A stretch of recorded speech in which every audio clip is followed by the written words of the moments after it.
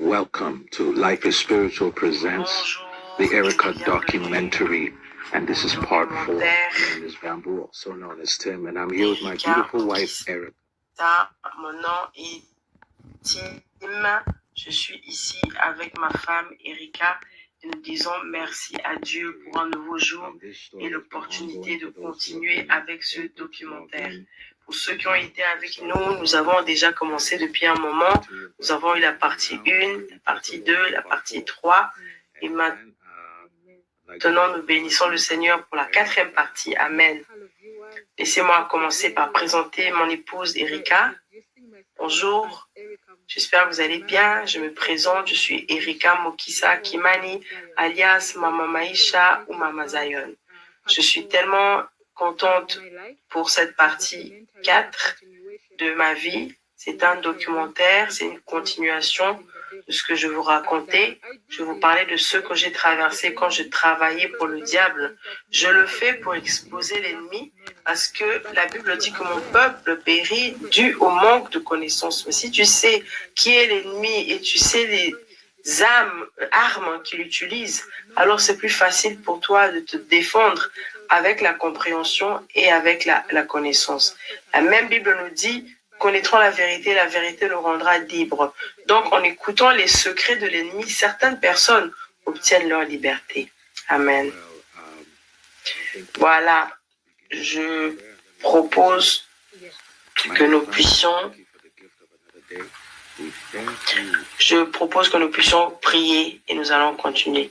Merci Seigneur pour l'opportunité que nous avons de vivre, de partager notre témoignage avec d'autres personnes. Ta parole dit que nous avons vaincu le diable par le sang de l'agneau et le témoignage de la parole de notre témoignage. Nous prions, Seigneur Saint-Esprit, que tu prennes le contrôle, que Jésus-Christ se glorifie, que l'esprit de peur n'entre pas dans les humains, mais qu'il y ait la puissance, l'esprit d'amour, de force et une pensée saine entre dans le corps du Christ et que le corps du Christ soit fort comme conséquence, la conséquence d'écouter la parole de Dieu. Nous prions au nom de Jésus. Amen. Amen. Oui.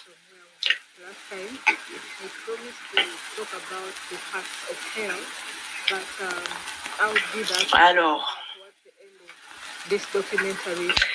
j'aimerais juste continuer de là où je me suis arrêtée la fois passée. J'avais promis de parler de la partie de l'enfer. Je vais le faire vers la fin de ce documentaire. Mais je sens qu'il y a des informations que je dois vous donner. Parce que vous savez, mon témoignage est très long. Parfois, quand je le raconte, je finis par rater quelques parties importantes. Donc, chaque fois que je m'en souviens, je reviens en arrière et j'explique en détail parce que je sais que tout ce que Dieu m'a permis de traverser est pour une raison. Et cette raison, c'est de libérer son peuple de la main de l'ennemi.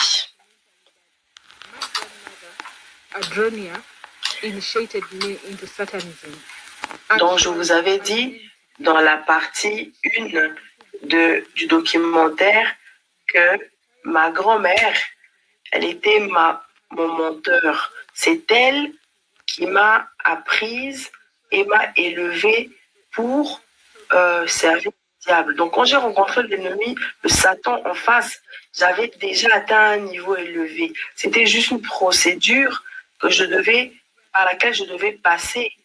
Parce que je devais justement être une sorcière de grand niveau. Mais j'avais déjà atteint un grand niveau. Donc, ce n'est que par la grâce de Dieu que j'ai été délivrée. Ma grand-mère m'a élevée pour être une grande sorcière. Donc, comme vous savez, ma grand-mère, elle était moitié indienne. Donc, les Indiens ont beaucoup de dieux. Dieu de la pluie, de la moisson, de la fertilité. Donc, un Dieu dans toutes choses. Donc, ma grand-mère, elle a commencé à m'introduire à différents dieux. Et un des dieux qu'elle m'a présenté, une déesse, était appelée Maman Terre, Mère Terre. Elle m'a présenté à Ocean, donc Océan, ou à Mami Wata. Elle m'a introduit à différents dieux parce qu'elle avait beaucoup de puissance dans le monde des ténèbres. Dans le monde des ténèbres, quand tu te dédies vraiment complètement, tu auras beaucoup de pouvoir. Tu ne peux pas juste essayer. D'ailleurs, c'est la même chose dans le royaume de Dieu. Pour que tu puisses porter des fruits, il faut que tu te dédies complètement à Dieu. Tu ne peux pas te dire, ah, je vais juste essayer un peu. Aujourd'hui, je suis à l'église, demain, je suis au club. Non. Tu ne peux pas juste essayer pour voir si ces choses marchent. Il n'y a pas 50-50. 50%, 50%. Si tu essayes, tu peux perdre ta vie. Parce que la vie est spirituelle. Tu ne peux pas jouer avec les choses spirituelles. C'est mieux que tu arrêtes. Tu vis une vie seulement une vie bizarre. Mais tu ne peux pas suivre les choses de Dieu et puis ne pas être dédié. Parce que les hôtels sont très puissants. Les hôtels sont forts. Et c'est d'ailleurs la raison pour laquelle beaucoup de personnes souffrent dans leur vie à cause de ces hôtels. Donc ma grand-mère, chaque mois d'août, elle m'a mené au champ, à la rivière. Chaque fois que j'allais lui rendre visite, elle m'a mené aux collines et elle m'introduisait à ces différents dieux. Et notre Dieu est tout puissant. Il est plus fort que tous ces dieux dont je vais parler maintenant. La Bible dit que celui qui est à l'intérieur de nous est plus grand que celui qui est dans le monde. Je vais simplement vous montrer comment ces dieux opèrent. Ma grand-mère a commencé à m'élever de façon à ce que je déteste les hommes. Dans mon autre documentaire, je vous ai dit que j'étais élevée, éduquée de façon à promouvoir l'homosexualité. L'esprit qui est derrière ça est un esprit qui est contre l'homme. Pourquoi? Parce que l'homme a été créé à l'image de Dieu, à la ressemblance de Dieu. Et l'homme a reçu une mission de la part de Dieu de multiplier, de remplir et de dominer. Et ça, c'est une des raisons pour laquelle le diable déteste l'homme. L'homme a tout reçu de la part de Dieu. Maintenant, ma grand-mère m'a introduit à cette déesse qui est Mère Terre. J'ai constaté, chaque fois qu'elle recevait quelque chose à boire, elle jetait toujours une petite partie sur la terre d'abord avant de boire, pour honorer cette Mère Terre. Et si on lui donnait quelque chose à manger, avant de manger, elle jetait aussi une partie d'abord sur la terre pour honorer cette mère. Son mari dit, ah, c'est ça qu'on faisait dans les clubs. On jetait d'abord sur le sol, après on buvait. Oh, donc ça c'est vraiment démoniaque. Oh là là. Erika continue, oui, pour honorer la mère terre, elle faisait ces choses. Et elle a commencé à m'introduire à ces choses. Et j'ai constaté que ma grand-mère était en fait une catholique. Elle n'avait pas de problème avec la religion. Le seul problème qu'elle avait, c'était avec Jésus-Christ. Elle avait même un chapelet. Pendant le jour, il était normal et la nuit, le chapelet brillait. Il brillait. Ma grand-mère, elle avait beaucoup de dieux, comme je vous ai dit, à cause de d'où elle venait. Donc, elle n'avait aucun problème à rajouter d'autres dieux à ses dieux. Parce qu'elle savait que chacun de ces dieux-là avait un certain aspect de pouvoir. En fait, elle a même acheté du pouvoir à son oncle, qui était un sorcier de haut niveau. Si tu regardes le témoignage de mon père a dit que son oncle se transformait en léopard. C'était un sorcier volant. Il faisait des choses profondes que seules les personnes enracinées dans la sorcellerie peuvent faire. Ma grand-mère a donc acheté son pouvoir et elle a commencé à se déplacer d'hôtel en hôtel à la recherche de plus de pouvoir. Ces gens ne sont pas satisfaits, ils sont avides de pouvoir. Donc, elle a acheté le pouvoir de l'oncle. Elle était tellement dévouée, elle voulait être plus puissante. Le mari demande comment la grand-mère a acheté le pouvoir. Erika dit, mon grand-père Gandhi, il avait des pouvoirs qui nuisaient aux membres de la famille. Mais il était puissant au point où il volait comme un oiseau, il se transformait en léopard ou en serpent. Il faisait des choses qui étaient vraiment profondes pour les gens qui sont dans la sorcellerie.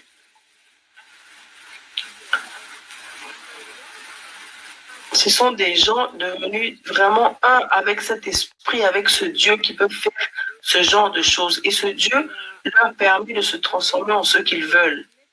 Son mari dit, ils peuvent manipuler le corps physique. Erika confirme oui.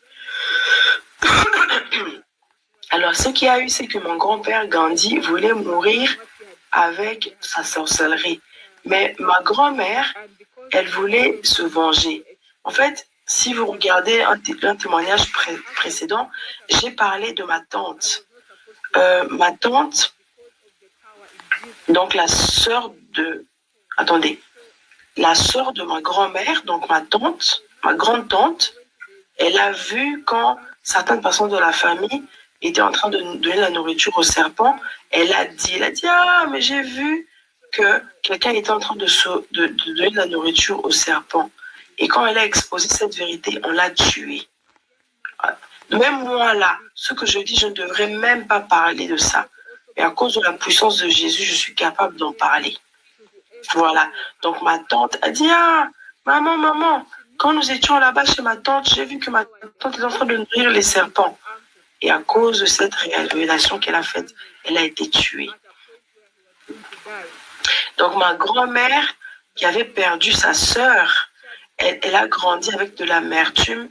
Elle voulait se venger de la personne qui a tué sa sœur. Elle savait que la personne qui avait la puissance dans la famille était cet oncle-là, Gandhi. Et Gandhi, quand il voulait mourir, il était en train de mourir carrément avec sa puissance. Et ma grand-mère, elle avait consulté des sorciers et elle avait décidé de faire tout ce qu'il fallait pour devenir plus puissante que mon oncle et que tout le monde, en fait. Elle détestait sa tante, mais elle ne pouvait rien faire contre sa tante parce que sa tante était plus puissante. Donc elle est allée vers l'oncle Gandhi qui était en train de mourir. Elle a dit, s'il te plaît, donne-moi tes puissances, donne-moi tes pouvoirs. Et l'oncle a dit, ah, toi tu veux cette puissance. Laisse-moi mourir avec cette puissance parce que c'est fatigant, parce que ces pouvoirs sont dangereux. Les gens croient que le diable est bien, il vous donne des opportunités, il vous donne la notoriété, mais le diable, il ment, il trompe les gens.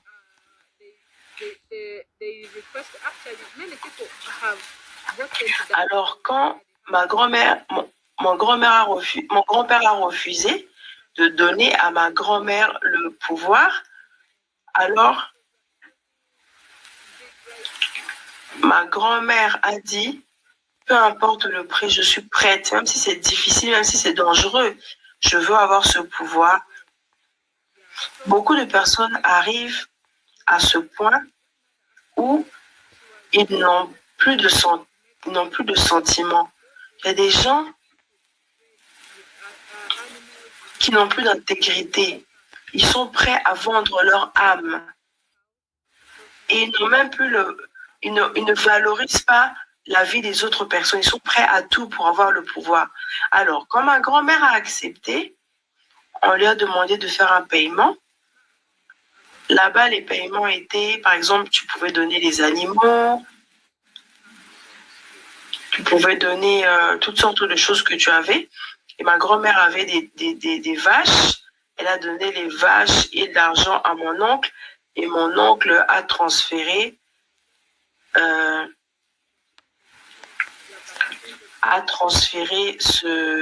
son pouvoir ou ses pouvoirs à ma grand-mère. Je pense que c'était au travers du sexe. Parce que ça se passe beaucoup comme ça. Mais je ne suis pas sûre à 100% de comment ça s'était passé entre mon grand-père et ma grand-mère. Ça, je ne sais pas. Mais beaucoup de fois, le transfert de pouvoir se fait par sexe. Bon, eux, ils étaient des frères et sœurs. Donc, je ne sais pas s'ils ont fait ça ou pas. Mais je sais que dans notre famille, il y avait de l'inceste.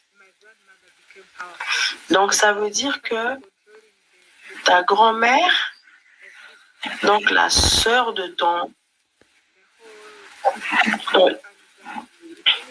Donc, ta grand-mère et ta tante qui était la sœur de ton grand-père étaient ensemble avec ton grand-père. Oui, elle a dit. Voilà.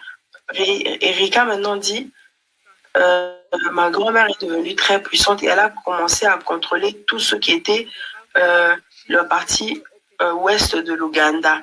Ma grand-mère est en train de dominer cette partie de l'Ouganda. Elle commandait la pluie, elle faisait des choses qu'une personne normale ne pouvait pas faire. Elle a commencé aussi à se transformer comme l'oncle. L'oncle se transformait, elle aussi elle a commencé à se transformer. Elle a commencé aussi à ouvrir des portals, donc des portails spirituels, là où le monde spirituel physique se rencontre. Ma grand-mère connaissait beaucoup de choses concernant les liens et les hôtels. Donc, tout ce qu'elle avait été en alliance avec quelque chose. Il y avait toujours un Dieu, quelque chose. C'était toujours connecté à un Dieu. Elle ne vivait pas de vie normale, comme une personne normale qui se lève, qui dort, et qui fait juste les choses normales. Ma grand-mère, c'était pas comme ça. Elle savait que pour que tu puisses être capable d'exceller dans ce qu'elle faisait, elle devait avoir une aide spirituelle. Donc, dans son business, dans son mariage, dans tout ce qu'elle faisait, dans le travail, elle savait que pour qu'une personne puisse exceller, il faut être connecté à une source spirituelle. Donc, les gens venaient la consulter et elle leur donnait des conseils. Elle disait, par exemple, ton mari, au début, il va peut-être t'aimer, mais tu sais, quand tu es toujours ensemble avec quelqu'un, la personne devient familière à toi et l'amour peut baisser. Si tu veux garder ton mariage protégé, tu dois attacher ton mariage à quelque chose de spirituel. Et si tu connectes ton mari à quelque chose de spirituel, ton mari ne va jamais t'abandonner. Au contraire, quand les gens entendaient ça, ils allaient vers elle justement pour ce genre de choses. Et ce que j'ai réalisé sur ma grand-mère, elle croyait en l'émancipation de la femme. Elle était vraiment une féministe. Elle me disait, quand elle est entrée en alliance avec la mère Terre lui a dit de sortir de son mariage. Donc, elle était en mariage avec son frère, qui était mon grand-père. Ah non, pas. Elle était en mariage avec mon grand-père. Mon grand-père avait plusieurs femmes, mais elle était la favorite de mon grand-père. Donc, c'est un autre grand-père maintenant. Elle était favorite et ses enfants étaient aussi clairs de peau. Comme elle-même, elle était moitié indienne. Donc, elle était la préférée.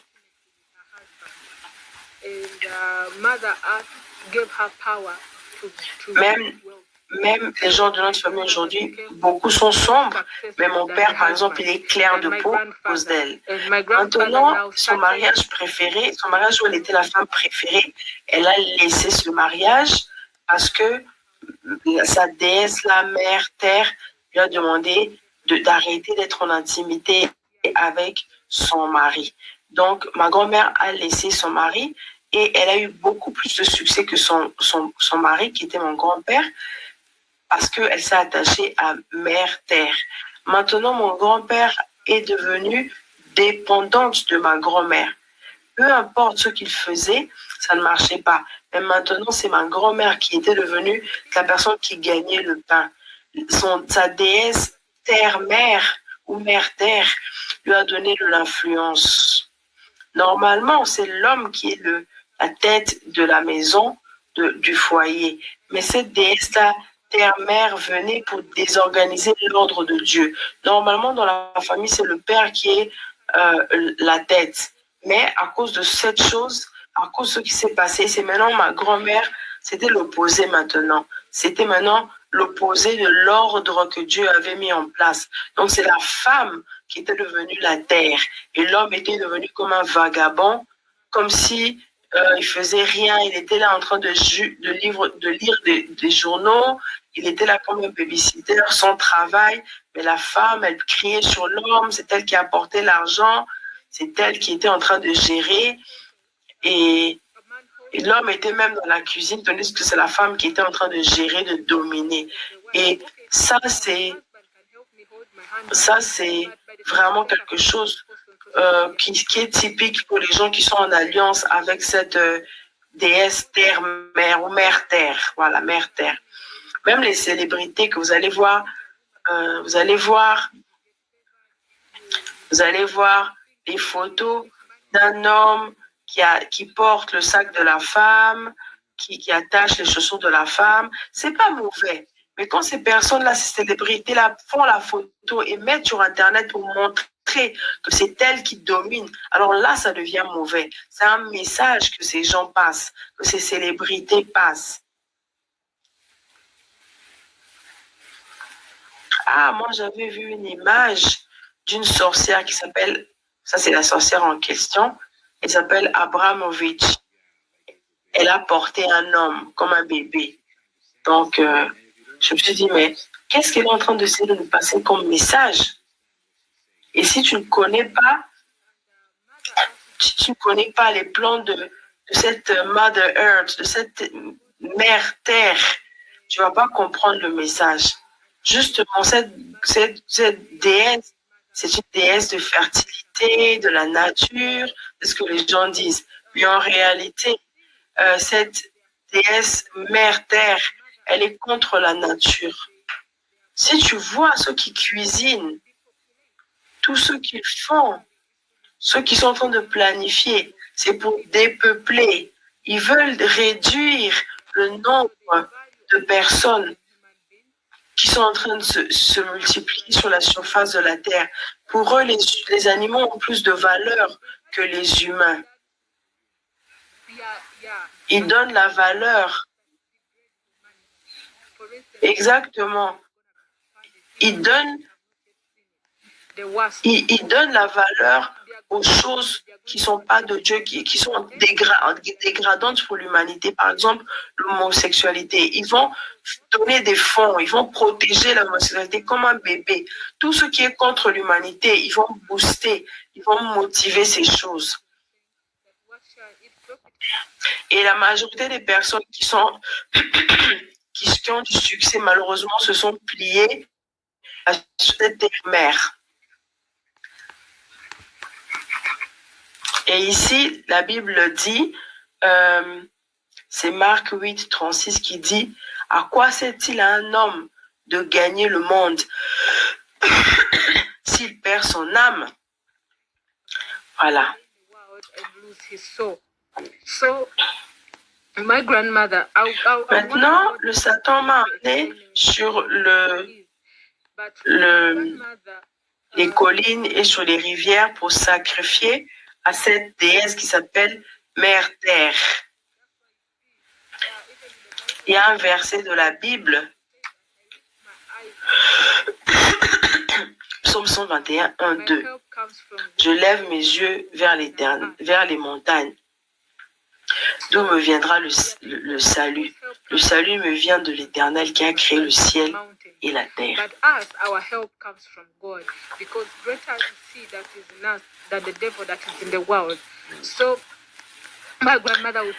Alors, ces gens-là, leur aide viennent des montagnes, des collines, des rivières, mais nous, notre aide vient de l'Éternel. Donc, pour revenir, ma grand-mère m'a mené à ces montagnes, à ces rivières pour sacrifier pour la mère terre. Et cette mère terre nous donnait du pouvoir pour que nous puissions être productifs, que nous puissions réussir tout ce que nous allons faire dans le business, à l'école, tout ce que nous allions essayer, réussissez. Tout ce qui était sur cette terre était en faveur de nous parce que on était en train de sacrifier. Donc, c'est ma grand-mère qui déclarait ces paroles quand elle sacrifiait et qu'elle versait le sang pour pour la déesse, justement, qui s'appelle, pour la déesse qui s'appelle Mère Terre. Excusez-moi, tout. De temps en temps, je m'arrête pour ne pas perdre le fil. So I even add to his suffering. I send more spells to him so that he can suffer so much. And when he's broken down to a point that everything I say he will do. Alors, on a acheté des chèvres et on sacrifiait à cette mère terre. Mais mon père, à moi, a choisi Jésus. Mon père a refusé de suivre la sorcellerie. Alors, ma grand-mère disait, même si c'est mon fils, comme il n'a pas suivi la mère terre, mais il a suivi ce Jésus-là, je ne vais jamais le favoriser. Au contraire, je vais le combattre. Je vais tout faire pour qu'il souffre. Je vais envoyer des malédictions pour qu'il souffre très bien. Comme ça, quand il est vraiment par terre, tout ce que je vais lui demander de faire, il va faire. Alors, là, je vais lui donner ce qu'il veut justement. Pour ça, il doit se plier à la mère terre. Donc, il ne va pas se plier à la mère terre. Je ne vais jamais permettre qu'il réussisse, qu'il ait du succès. Ça, c'est la méchanceté de la sorcellerie. Alors, quand on allait sacrifier pour la mère terre, nous allions au tombeau, sur les collines, pour adorer Océan, donc océan. On allait à la rivière. À la rivière, là-bas, ma grand-mère prenait de l'eau à des heures particulières. Elle prenait de l'eau et elle amenait ça à son hôtel. Et alors, elle raconte que sa grand-mère apportait justement ses sacrifices à cette déesse-là qui s'appelle Mère Terre et recevait ce qu'on appelle soi-disant les bénédictions. Elle a dit, je ne sais pas pourquoi, mais je sais que le sacrifice était souvent fait avec soit une vache, soit, non pas une vache, une chèvre, soit un coq, donc une poule. Ça, c'était ce qui a apporté souvent. Même mon frère a remarqué ça. Une fois, un de mes oncles qui souffrait financièrement, il est allé chez sa maman pour demander justement de l'aide dans son business. Ma grand-mère a fait un rituel pour cet oncle-là, a fait un mélange d'herbes et il a découpé son corps et a mis les herbes dans le corps pour réussir dans son business. Il vendait des voitures. Donc, après ce rituel, son business a commencé à marcher. Tout a bien fonctionné. Il a acheté des maisons, une maison, sa voiture, et la vie marchait maintenant pour mon oncle. Et quand cet oncle est revenu vers sa maman pour lui dire merci,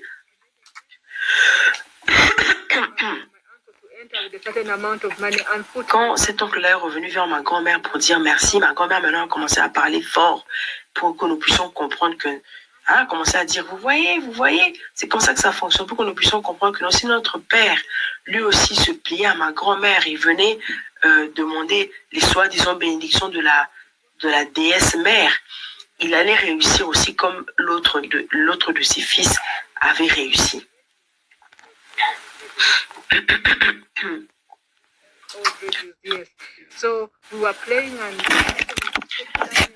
Et elle disait que non, regarde, votre père, il veut toujours Jésus, il est toujours pauvre.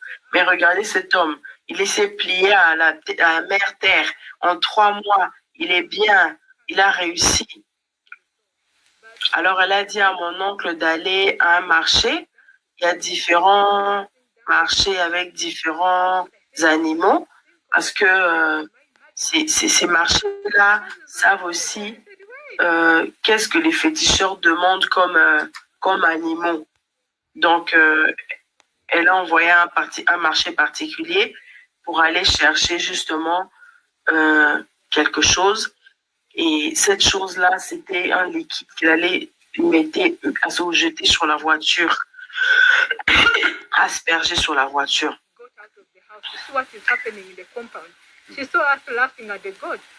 Alors, quand mon oncle est rentré, ma grand-mère a pris des herbes et avec le liquide, ils ont commencé à asperger sur la voiture. Elle a demandé à mon oncle d'entrer avec un certain montant et à mettre ce montant-là dans le panier. Alors, mon oncle a mis l'argent dans le panier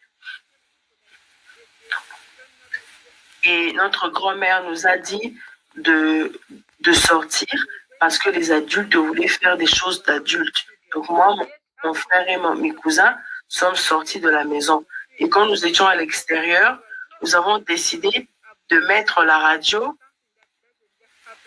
Vous savez, la radio avec la batterie, vieille radio. On était en train d'écouter la musique du monde parce que chez ma grand-mère, c'était pas interdit d'écouter la musique du monde. On a commencé à écouter, on a commencé à danser. Mes cousins et moi, on dansait. Et ce qui nous a surpris, on a vu que la chèvre, elle aussi, elle dansait. La chèvre qui a été apportée pour le sacrifice, j'ai dit, mais j'imagine que c'est vrai. Mais même mon cousin a dit, hé, la chèvre est en train de danser aussi. Et il y avait une partie, où la musique disait oh, et même la chèvre, elle bougeait comme ça, elle faisait oh. On était vraiment effrayés, on a commencé à avoir peur. Alors notre tante est venue voir ce qui se passait. Elle nous a vus rigoler, nous moquer de la chèvre. Alors pour nous faire réaliser que c'était quelque chose qui était connecté à ce que ma grand-mère faisait dans la maison, au lieu d'arrêter, la chèvre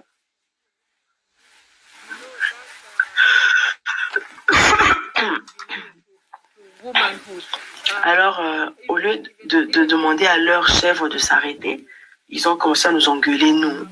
Ils ont commencé à dire, ah, ces enfants vont aller maintenant raconter aux gens.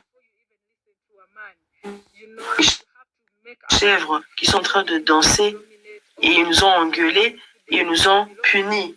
Ils nous ont dit, entrez dans la maison et allez dormir.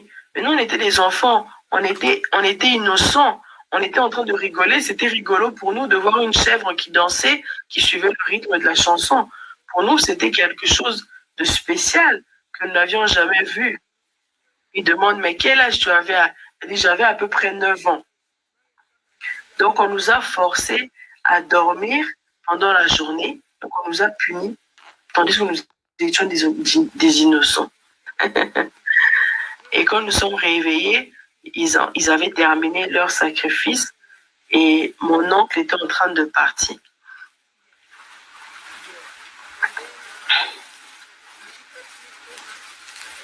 Et ils ont découpé la chèvre justement pour donner un sacrifice.